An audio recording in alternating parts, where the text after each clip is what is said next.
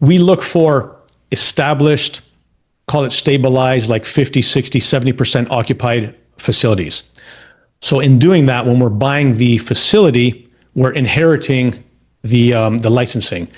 Whatever license they have, 50 bed, 60 bed, whatever they have, we're inheriting it under our ownership. There is paperwork to change it under our ownership, but it's not really a relicense. It's just a change of license ownership. So it limits a little bit of the paperwork, but there is paperwork and licensing involved that you have to be careful and make sure it's done in a proper way under certain regulations. That's where insurance falls on. Top of that is you got to make sure you're covering your butt. Without the proper insurance, you can be exposed, right? I bet. Because you have these vulnerable residents that one bad move, one bad slip up. Welcome to the Yacht Captain Investor Podcast. I'm your host, Scott Kidd, where every week we dive deep into conversations with real estate pros, business owners, and maritime professionals about their mindset and journey to success. Please help support us on our journey and our channel by liking, subscribing, and commenting below so we can help you in your journey to success. How you doing today? Scott Kidd here, the Yacht Captain Investor Podcast. Here I have a friend of mine here, Roberto Carabetta. I butchered your name. Sorry about it. Carabetta, is that correct? Yeah, that's it. Yeah, all Carabetta. Right. Well, all right. You'll forgive me my my butchering of your family's heritage. Sorry about that. You're forgiven. Just go ahead and tell us a little bit about yourself for the 3 or 4 people that don't know you. It's probably more people that don't know me, but thanks, Scott. Awesome to be here. Great connecting with you. Excited for this one. Long story short, I've been investing in real estate for 20 years. I'm a real estate investor by heart. I do it full time now. That's not what I did 20, 25 years ago. I started in the financial industry as a bank teller at age 17. My mother used to work at the bank. She got me in with her connections. So age 17, I was a teller. And I noticed these high net worth individuals coming in the bank every kind of month, every week, and so on. And I noticed different kind of people coming in every week with a lot of debt, asking for money that they don't have. So I saw 2 ends of the spectrum. And one thing I noticed with those high income individuals, they always had a rent check in their hand, their monthly rent check, or they're paying a bill on one of their rental properties. So I got to see that trend. So working in the bank, moved my way up to financial advisor. But then around age 20, I said, if those guys can do it, coming in every month with a rent check, why can't I? So I started purchasing my first real estate investment property at the age of 20. Up in the Toronto area. I was born and raised in Toronto, so that's where the career started. So kind of speedline that timeline. Got out of the banking industry about after 6 years in it. Went to work with my father, family-run business. He was a general contractor in the home renovation industry. That's where I realized how business and networking really is. You got to meet someone to get a connection, then you got to meet a supplier to get a customer, you got to meet a customer to get some jobs done. So that networking and learning his trades is what kind of opened my eyes to how the world works. So worked with him for 8-9 years, stabilized his business, stabilized the company. We're doing really good. We did everything hands-on. We are like a 2-man show. We renovated the house from top to bottom, made good money. Everything was happy. Then I decided, you know what, my entrepreneurial mind, I wanted to expand. Why are we doing one job at a time? Why can't we do 2, 3, 4 jobs at a time and subcontract the other trades? Have a plumber on one site, electrician on another site, drywall guy on another site. Let's grow, right? Like there's a chance to make money here. He didn't really like the idea. A couple years kind of butting heads with expansion. I said, Dad, I'm going to go on my own. So about 15, 16 years ago, I opened up my own general contracting company. In that time, I got 10 real estate properties under my name. I've purchased single family homes by myself, eventually with my wife, all on my own and built up a portfolio of 10 single family rentals, all while running my general contracting business for that 14, 15-year period. I expanded that business to handling 4 projects at once and making sure the flow and the rotation of the trades were fluent, right? So that was good. Everything was cool. It was fine. The turning point in my life where I got into the commercial real estate investment was in 2023. That's when I decided, my wife, myself, and my kids decided to move from Toronto, Canada, move down to Fort Lauderdale, Florida. That was an eye-opener for me. It changed the whole way I look at the world. Money in America moves fast. People understand investments. People understand how money works. People understand the risk. People understand the landscape of investing. So I always liked real estate. I always liked investing in real estate based on the history that I just explained. So I said, you know what? Let me join a mastermind group that teaches you how to kind of look at commercial real estate properties, specifically multifamily properties. So joined a mastermind program, had a mentor, and just learned for 8-9 hours a day, months and months and months at a time, learning the multifamily world, the commercial real estate world. Within 3 months, I got my first commercial real estate property. It was a 94 unit in Tucson, Arizona. We still have it to date. It's 2 years under ownership. Everything's going well with that property.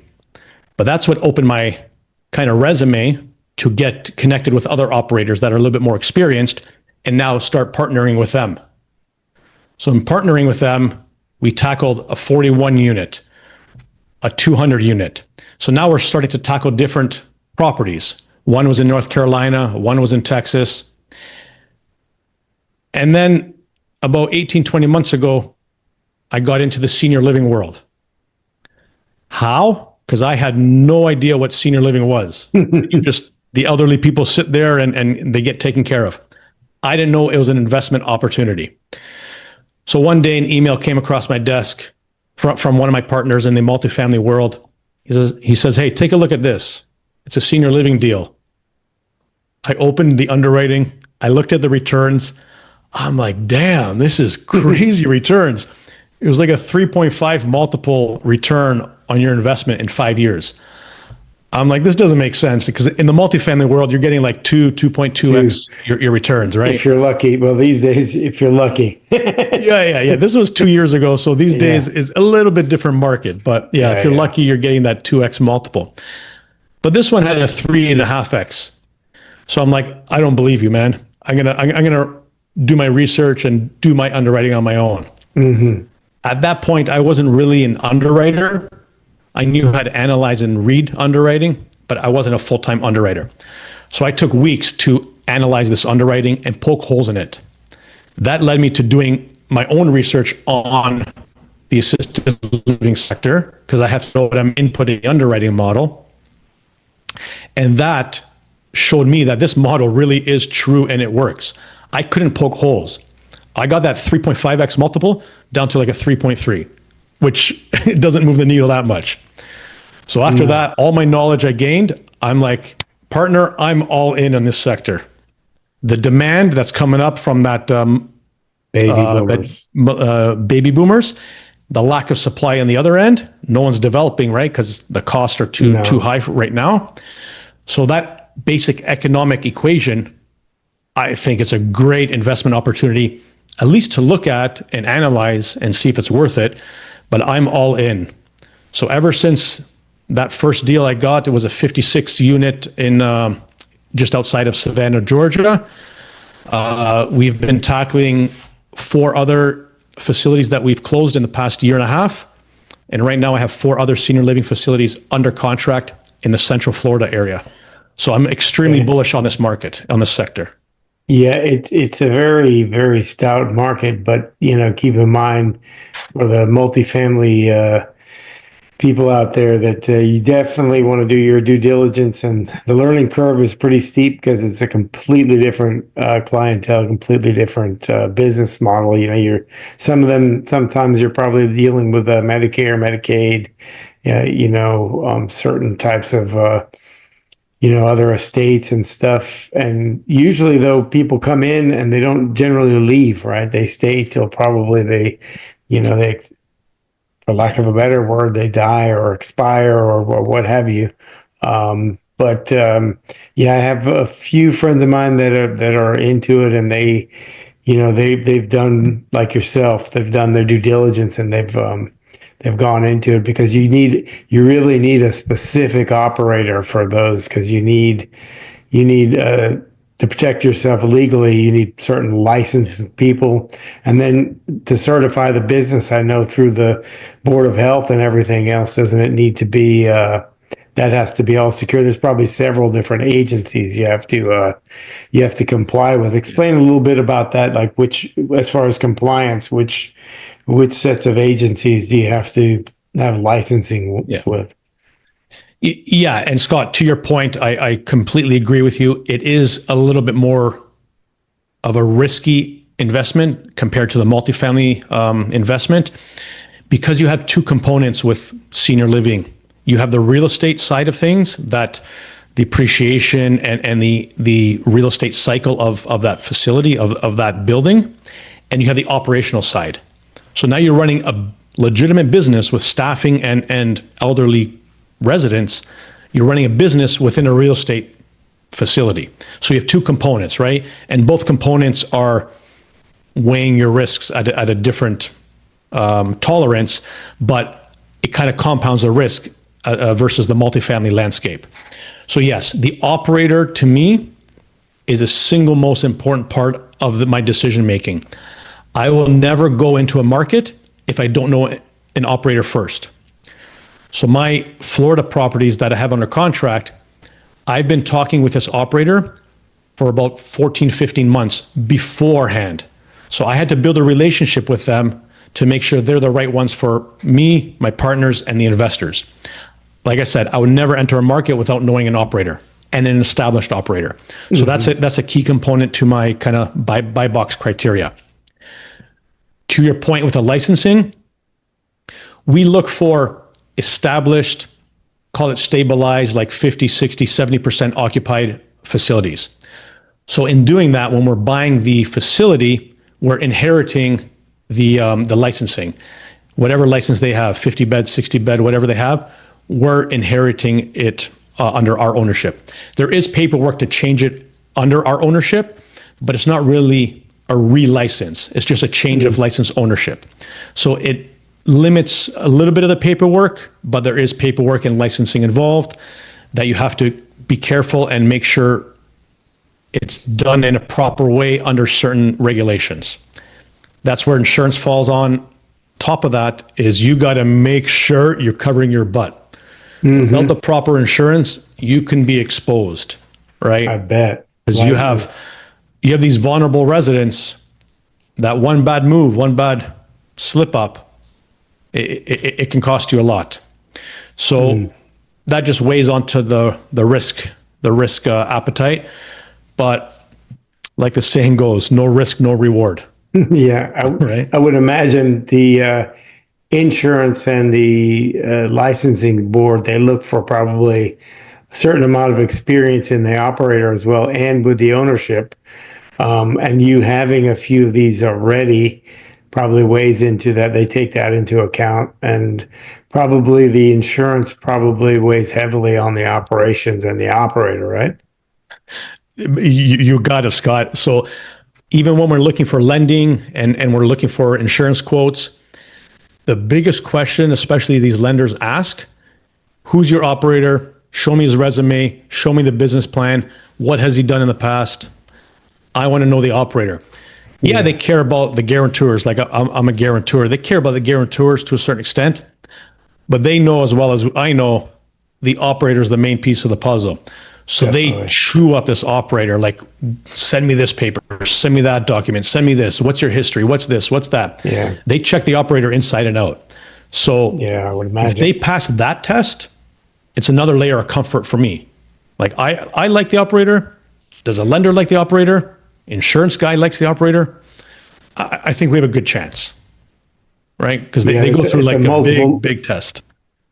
Yeah, multiple levels of of checks, I would imagine, because you are dealing with a certain vulnerable segment of the population, and in a lot of times, in a lot of cases, they're subject to a scams and a lot of these not so forthright people that do a lot of things. So it's great that there's that level of scrutiny and that you look for like the best operator in the area, because then that'll contribute to your success, and also you'll have happy residents, happy families that are paying, or if they don't have family, you can't, it probably weighs heavy on your conscience that you want to make sure that these people are taken care of and they have the best care, especially in the senior days of their life.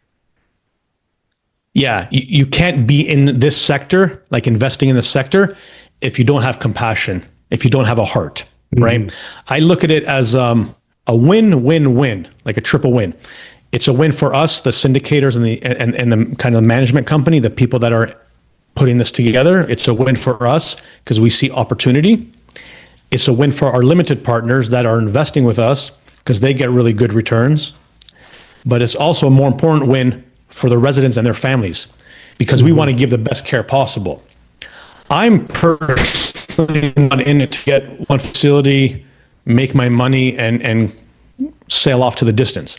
I want to build a legitimate business that's operating, that has 4,000 beds, 5,000 beds, whatever that number is, and be known for the best care provider that I can physically give to my residents. And that's a win for the families, because now the families that are at home could sleep better knowing that their loved one is cared for, right? Because you and I know, and the whole world knows, there's a lot of shady facilities out there, right? And you don't want your mom and dad in one of those facilities. You want the best care for them. Price, I don't think, is an option at that point. You just want to go to sleep at night knowing that your loved one's at peace. Most definitely. And you alluded to something earlier that I want to kind of circle back to is where that you're not doing any new developments or anything, because I know we're in the development world right now, and there's a lot of places, things like these assisted living, mobile home parks, RV parks and stuff. A lot of people, we know we have a huge demand for them, but there's that NIMBY thing where it's not in my backyard. Like, you don't necessarily want an assisted living next to yours, whereas if it's existing, it's already permitted in, and they're not going to make you move unless something catastrophic happens. How would that compare, to what you're doing now if you were to do a new development of, say, 1,000 beds or something like this? Yeah, so like I said previously, I come from the construction world, the construction background. I've been a contractor for like 20 years. So that new development idea and dream is in my heart. Like, yes, I want to do that one day. No questions asked. I'm going to do that one day. But I think right now, as an investment strategy and an opportunity, what we're doing is purchasing existing senior living facilities at, call it $80,000, $90,000 a bed. To build a new facility, it's going to cost you about $250,000 to $300,000 a bed. And that timeline is going to be a 2-3 year build period. So why would I invest 2 or 3 years to build a new facility at, I don't know, triple the cost almost, when I can get one down the street that's existing, that's 80% occupied? To me, that's considered stabilized and good enough for me to continue growing. Why wouldn't I look at that one and buy it for $80,000, $85,000, $90,000 a bed? My insurance guy is saying, when he sees the financials and the purchase agreement, he goes, Rob, I can't get you insurance any lower than this. We are buying below replacement cost. So to me, everything equal, there's no room to go up. There's no room. Only way is to go up if you're buying under replacement cost. Right? Well, that's a quick tip for anybody in any segment of real estate. If you can buy under replacement costs and it'll cash flow, you should buy it. I mean, whether it's assisted living, multifamily, light industrial, medical, Yeah. Hotels, whatever, and if it's cash flowing, you should buy it because it's just almost a no-brainer. Because even if you put another 90,000 a bed into it Yeah. and made the place brand new, it's still under replacement costs. So you still have that large margin that you can play with, and so you can hold it for another 5 or 6 years or what have you while it cash flows, and you won't have any issues with it. What are the maintenance costs like for assisted living? Because I would imagine you have quite a bit more overhead because you have a lot of staffing and licensing and a lot of more legal requirements. What is that? What is that roughly? Yeah. So your traditional multifamily kind of expense ratio, like income to expenses, you're hovering around that 50% kind of ratio, like 50% of your income is going to your expenses. In the senior living, assisted living world, it's a little bit higher because of what you said. Your insurance is high, your food cost is high, your staffing is high. So that ratio, industry standard, is plus or minus 70% expense ratio. When we're purchasing our facilities that we're looking at, they're a little bit distressed and mismanaged. So I'm okay with seeing an asset at high 70s or even 80% expense ratio, because then I know, or I can analyze, hey, let's cut these expenses somehow, whether it be food, staffing, insurance, whatever that expense line item is, let's cut it. Or maybe we have to increase our revenue and get that ratio closer to that 70%. So yeah, it is higher than your traditional multifamily, and even the RVs and the hotels. I would think that senior living has the highest expense ratio because of those factors.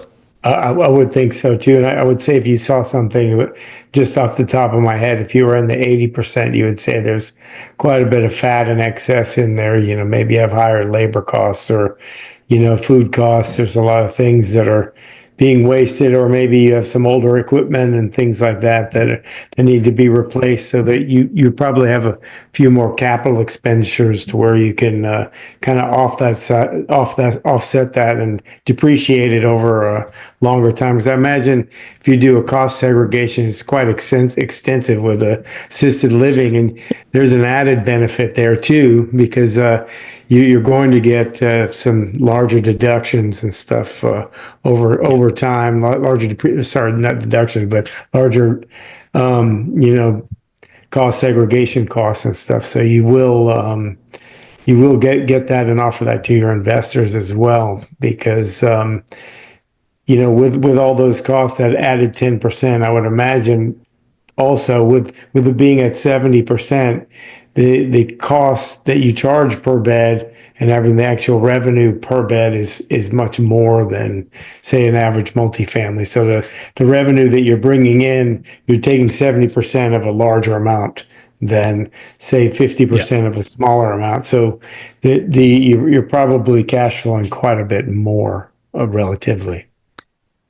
Yes, you're exactly right, and that's where you kind of get those bumps in higher returns, right? Is because you're taking a percentage of a larger amount, right? In the multifamily world, call it $1,200 to $1,500 is your average Class B, Class C rent. Yeah. In the assisted living world, minimum rent is $3,700 minimum. We're hitting above 4,000 a bed, right? So you have higher resident paying rents per month, but that obviously is because of the higher expenses. But like you said, you're taking a bigger chunk of a bigger number, so that's where that cash flow and the returns start to compound year over year. And what do the average, like, say, the average debt look like? Is it around 60 to 70%, like the average these days for the rest of the commercial real estate world? Yeah, like you're talking about loan like to value, loan to value, yeah. Yeah. So senior living investment is new to me. Almost 2 years ago, I got into it. But what I'm realizing is senior living investment is new to lenders also. And I'll get into the TV question, because think about it. For the last 20 years, all these mom and pop owners of senior living, they've had a good run. Yeah. They bought the facility, whatever it was, $1 million. Now it's worth $5, $6, $8 million. They've had cash flow for 19 of those 20 years. They're happy. They're okay. So the lenders weren't really, it wasn't getting retraded, right? So the lenders kind of stayed away from it because nothing was coming across their desk. Come COVID, I think that's when everything changed. So COVID just rocked the industry. So now mom and pops are like, I'm getting old myself. I don't want to deal with my facility anymore. It's worth nothing right now during COVID. Let me stabilize it to the best I can. A couple years after COVID, this is where we are today. It's stabilized in their eyes. We see opportunity, so we jump on it.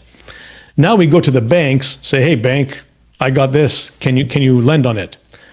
Maybe 8 out of 10 banks or lending companies or community banks don't touch it because I think they lack the knowledge.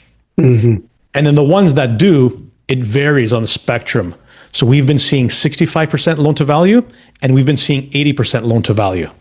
So it ranges.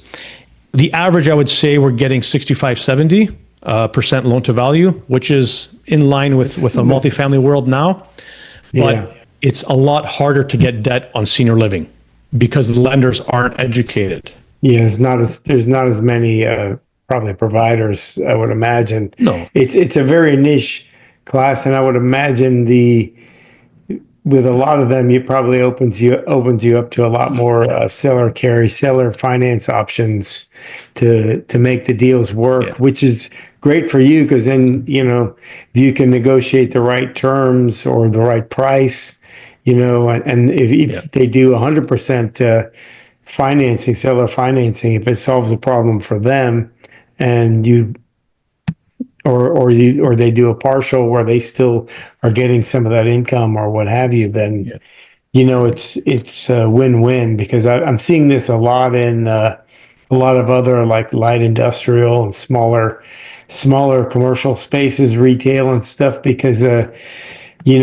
lenders are quite leery against, because it's not necessarily that it's a bad asset class, it's just that their lack of knowledge. The same thing like in assisted living, that they won't touch it because they don't have the expertise, which is smart on their end because, myself as an investor, there's things that I invested in that I thought I knew a lot about, but I didn't know after being in it for a while, I didn't know as much as I needed to know. And some of them did okay. Some of them didn't do that great, but it's just proof that you really, knowledge is power. And if you, the more you know, the more you can bring in for yourself, the more you learn, the more you can earn. Yeah, no, yeah, absolutely. Not knowledge is power. It's an industry that has stayed fairly quiet because of what I just explained, and a lot more people are starting to have eyes on it because of the demand and because of the returns. So lenders eventually will kind of catch on and be more friendly with us general partners. But the seller financing is probably the first question I ask the broker. I'm like, is there an option for seller financing, and what is it? Our first deal we closed in the senior living world, we got 20% seller financing. Okay. So that allowed us to go to community bank and get the lending from the community bank at because it was a smaller loan essentially, right? Because we had 20% of the seller finance. All of these mom and pop shops that, like I target the mom and pop owners right now, right? I'm not going after the 100 or 200 unit facilities. I'm going after like between 40 and 75 unit facility is a good place for me. So they're typically mom and pop shop owned. So if they have a big tax bill coming up, right? Like if they sell it and they have a big a tax bill, then they're going to be more inclined to do seller financing. So what would they rather do? Sell that, pay that huge tax bill on the capital gains, or hey, leave some money in it and get your, I don't know, whatever we negotiate, 6, 7, 8% annually return. Right? So for them, it could be a win-win also. Yeah, it's most definitely about, solving they're solving to their need. Like what they, if they don't necessarily need the big, because like you said, they might own it for 20 years. They own it free and clear, got all that cash flow, and they've probably got money, stashed away and invested wisely because they've already had that and everything. So they don't necessarily need the giant capital gain. So they might need, hey, well, my living expenses are 10,000 a month or whatever, just for round numbers. And so if your payment is that much every month, whether it's a larger price or you work the terms back to get to that number, then it works for them. And, you maybe do a balloon payment over 5 years or 10 years, or, it covers them for their retirement or what have you. Then it's a win-win situation, which is just another hint for people that, a lot of times when you're doing these seller financing deals and you're negotiating, usually for it to work, you either give the price or you give the terms, one of the two, because if they want the price and the terms, you're better off probably going to the bank or going to some other type of lender, because if they want the same terms, they want, say, 50% down and 8%, you can probably do better than that at a nominal lender, and usually they throw something out there like that as a starter, and it's usually something, if you just have to, like any other relationship, you have to get to know them and solve to that problem or issue that they're having. Like they want to get that 10 grand a month. Okay, well, let's work back from there, and then that gets you both to a common ground that works for both of you guys. So part of the purchase strategy is working with the seller, right? Mm-hmm. You want it to be a win-win for everyone involved, right? You're not here to scoop it under them and leave them in the dust. To get a deal closed, negotiations have to happen, and a common ground has to be reached from seller to buyer. That's with every deal, and especially true in today's market, because nothing's moving as fast as they used to be 4, 5, 6 years ago, right? No. So you have to be strategic in your approach. You have to be strategic in your debt structure, and you have to have the seller on board and willing to, like you said, give you the right terms, the right price, or the right timeline sometimes. Yeah. Right? It might be 4 months out, it might be 5 months out, or he might need a quick close in 45 days. Then you we can close in 45 days, but you got to cough up some seller financing to make it work. Yeah, or you could do something like that, because I imagine these things probably cash flow really nice. Or it's like, well, I'll give you X amount down and I'll pay you off your seller financing within a year or 2 years. It's there's no deal that is set in stone that it has to be a certain way. It just has to work for the parties involved. And that's something that there's no hard and fast rules to any of it. It's America, so everything's negotiable. You're telling me. Yeah, I know. People totally different world than Canada. Yeah, I would imagine. People come up with some really creative solutions for financing and stuff, which it's great. I love it, because I love hearing stories like this, because then it's like, okay, well then, how can we make this work? It's not of like, oh, they said no, and then you move on. It's like, okay, let me think about this for a minute, and then let me try going back to them, and without insulting them, and saying, hey, I was thinking about this, because I know you were hard on this number. Let's work our way back from that. And I think seller financing is kind of a unique opportunity. If you get really good at that, you'll never be without deals. You'll never be without those things, because then that brings you to the next thing, is where you just have to make sure that you have the capital ready to engage and close the deal. Which how are things on that end of your business? Like, as far as like, what are you seeing in the market as far as like your investors? What's their tolerance and their risk profile these days? So right away, when I present it to them, they like the returns. Like when I'm showing them the 4 metrics that we use, the cash on cash, IRR, AAR, and the equity multiple, when they see those numbers, they get excited. So naturally, they want to learn more about the deal. Tons and tons of questions from the investors because it's a new asset class, but I'm more than happy to answer all the questions. That's part of my job. Mm-hmm. So the initial attraction on the returns gets them interested, and then it's kind of up to me to educate them and make them comfortable with the investment. Once those 2 or 3 items click, then the investor's on board. They're satisfied and they're willing to take that little risk. I have a multifamily that was under contract a couple months ago, and we didn't close. Well, we pulled out before the earnest money went hard, and that was only a 2.1x return. That was a tougher sell to the investors because now they don't see that 3x return. Now they start guessing, hey, in this economic situation we're in, maybe let me hold my cash to my chest a little bit closer. Let me be a little bit more cautious, right? They're making a more educated and calculated risk in their mind when they're looking at your normalized returns at the 2x multiple. So the senior living deals that I have are becoming more attractive. So I'm not saying it's easier, but it's easier to get in front of the investors, if that makes sense, right? Because of the returns and how attractive they are.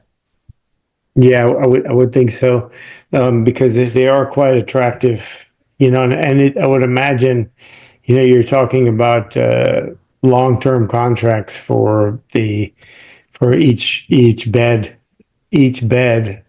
over, like, say, a multifamily where you're looking at 6-month or a one year lease. And I imagine if you also are dealing with Medicare or Medicaid, those are even longer. They probably, is there any type of standard lease or rental agreement that you have? Is it one, or what's the term, usually 2-3 years or 1 year, or is it automatically renew? How does that work? Yeah, so it's a little bit different than multifamily. So we sign a 1-year lease initially when we take the resident in. We sign a 1-year lease. After the 1 year expires, that once that lease expires, they go on month to month because we don't know when that time is going to come for them. Okay, you know what I mean? That makes sense. Okay. Like it's not industry standard to renew it for another year, right? The first year, it's more of a legality form, like, hey, we're going to enter this contract. These are the rules. These are the amounts paid. These are the guidelines. This is your contract. You have to have some sort of paperwork. After that, it's just month to month. We have one resident in one of our facilities. They've been there for 12 years. Wow. Like that's not typical, but I'm saying, like, they can stay there as long as they need to, right? Yeah. Typically, once they're in a facility, they're not leaving. They're not going to, it's not like multifamily, like, oh, my year's up, my lease is up, let me go look for another unit down the street that has better pricing. Yeah.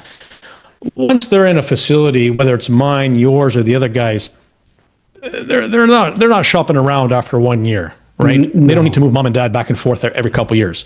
So they're in there, you know what I mean, and until they can. But in saying that, it is a 1-year lease, but if they leave or expire before the 1 year, we don't charge them the full year. We still charge them 6 months, 8 months, whatever that timeline is, right? So it's more of a compassion play with the families. Yeah. Right? We're here to make money because we're a business, but we understand you're here for a specific reason. Because, interesting enough, I had an aunt that she passed last year, but she was in Ottawa, Canada, and she had to pay annually every year. Interesting. It could have been their business model. I'm not. Yeah, I wasn't involved in that, but that's what she told me. But maybe that's what she was comfortable with because she only wanted to make the one payment. And maybe better terms. I don't know, but I just thought that would be a different comparison. But that's a more fair where you're talking about the 1 year, and then if something happens in that year, then you only charge them for the time they used, and then you move on then month to month after that. That makes, because chances are they're not leaving unless potentially like the family is moving to another state or somewhere and they want to move her somewhere. But most people don't move around as much as they used to. So chances are they're not moving mom or dad or auntie or uncle or what have you. But so what does the future hold for you, and over the next 5 years? What's your game plan as far as like what you're looking to do in the assisted living space? This question gets me fired up because everyone tells you write down your goals, write down your visions, write down your dreams. And I'm all in on that. So I have a huge list of goals and dreams and big and small and whatever have you. But I'm all in this sector. I really believe in the senior living, assisted living world. The demand, like we talked about, that's coming up, it's not stopping overnight. No. It's here for another, call it 15, 20 years. So Easy. my strategy is to get all in the senior living facility world, like purchasing these assets and holding them for 5, 10, maybe 12 years, and then kind of selling them off when that market starts to turn. So one of my goals, I'll tell you up front, in the next 5 years is to get 4,000 doors in the assisted living memory care facility in the next 5 years. I want to be known as the senior living facility king. I want to have a actual reputation, a legit corporation that's operating these facilities, that has in-house management, that has in-house like team, CFO, CEO, COO, marketing director, everything that you want in a corporation. Top-down model assisted living. All vertically integrated in-house, and we can start tackling deals at a faster pace, right? Now you have that reputation behind you with the lenders and with potential sellers. Hey, Roberto, he has a strong team. He can close in 45 days, 60 days, right? Yeah. And we've seen his track record. So I'm going to be that guy in the next couple of years. And then in 5 years, you'll see that huge expansion. So Nice. I'm all in the sector. It's one of the very few investments in my whole 20, 25 year of investments career, because I've dabbled into stocks and stuff like that. This is one investment that puts fire in my belly. I really, really believe in this opportunity because it's not going to be here in 15, 20 years. Like my kids won't see this opportunity. So I just, why not go all in if you believe in something so bad? Well, that's great. I mean, I get fired up just hearing, when I hear somebody go all in, because that's what I've done recently, and I like the same kind of thing, totally different sector of development and stuff. But I know like it's something that I saw and I see in your eyes when you're talking about it, that it's like we have that commonality that like 5 years ago, I didn't even know this existed. Yes, exactly. I did the investment real estate world. Yeah. I didn't know you can purchase senior living facilities. Yeah, I didn't know a lot of things. I'm still learning all these things because, it's one of those things where I remember back to the times where, look, my phone wasn't ringing. When I call, nobody's answering. So it's like, well, now's the time to step on the gas, take the brakes off, let the wheels come off, and keep going. No, but I get excited about that because this has been a fantastic conversation about assisted living. So for people that want to find out more about what you're doing and more about assisted living, what's the best way for them to find you? Yeah, probably the most easiest way for everyone is to follow me on Instagram. I went all in on Instagram January of this year, 2025. I never had an Instagram account before that. I wasn't on social media. So, man, I went all in on everything. Like my whole world changed this year. Like we can talk for another hour about that. But follow me on Instagram, Roberto.Carabetta. Roberto.Carabetta. You'll find me on Instagram. I talk about my personal kind of day-to-day. Like I go to the gym, I bring my kids to soccer and swimming. And then I talk about the investment world. Hey, we're looking at this deal. Hey, we're underwriting this deal. Hey, I did a due diligence and walkthrough on this site. You'll see everything about my life. We talked off camera. I got nothing to hold, nothing to hide. It's it's a cool time right now for me and just letting it all out and hoping you guys come join the ride. It's going to be fun. Well, it'll be interesting to watch the story. So make sure you guys check him out on Instagram. And if you've definitely, I learned quite a bit about assisted living here, so I really appreciate you coming on and letting us know about this because it's a very unique asset class and it's a very strong, stable one. Really appreciate it. Yeah. Appreciate you, Scott. You're doing awesome things too. Appreciate you inviting me on this podcast. Good things to come, man, for us all. It's going to be, we're just getting started. I say that with a good friend of mine, Eddie Austin. And that's what we say all the time. I'm just getting started. And this is I'm Scott Kidd, the Yacht Captain Investor Podcast. If you like this content, please like, subscribe, share it with people that you think might be interested or need to learn about these things. And we'd love to hear from you guys. So we welcome your feedback on what we can do better and other topics that you have questions about.